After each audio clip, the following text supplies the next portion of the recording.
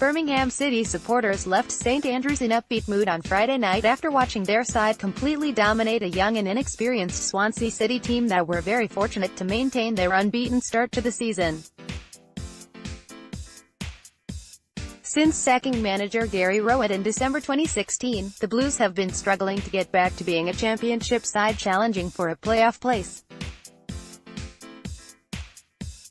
His predecessor Gianfranco Zola's spell was a nightmare, having won just twice in 24 games before resigning in April. Harry Redknapp and Steve Cotterill could do little to improve their fortunes before Gary Monk arrived in March to help guide them to safety.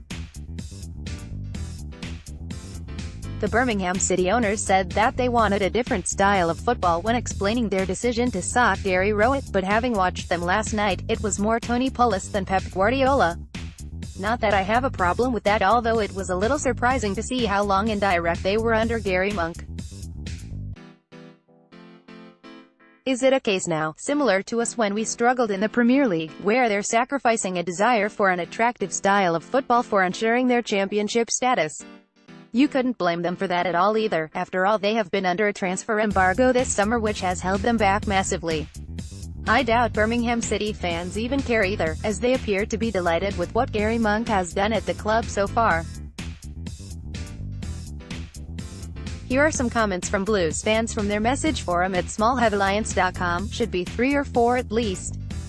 Can't believe how bad they are. 67% possession Swansea. Really? That was a surprising stat, it has to be said. How did we have so much possession when it looked like we could barely string 3 passes together? We've had the most shots from any team in the championship in one game so far this season, with 14. It's only half-time. Well, that's worrying, and you have to feel that against Leeds on Tuesday. They will definitely punish us for our mistakes in midfield. We're letting them have it until they get to halfway and then smashing the F out of them. They can't handle it.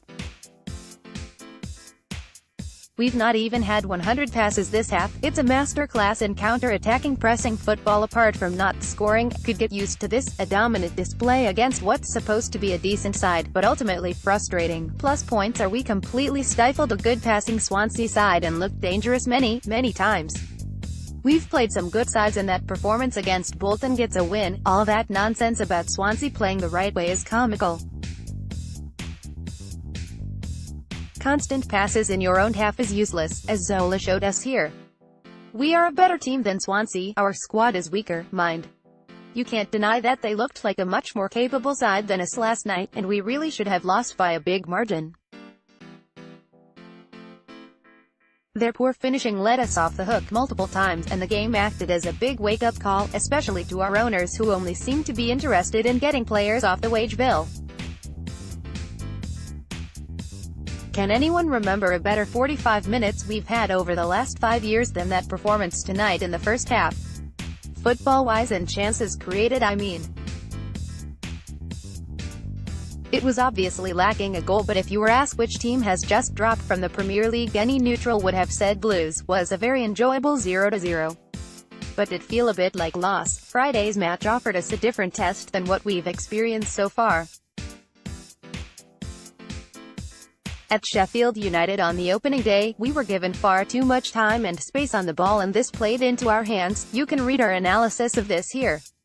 But Birmingham got in our faces in the first half with the game pretty much played in our own half and we just couldn't cope. Like Graham Potter said, it was a lesson learned and a valuable one that we needed at this early stage of the season, as there'll be plenty more challenging games like that this season in the championship.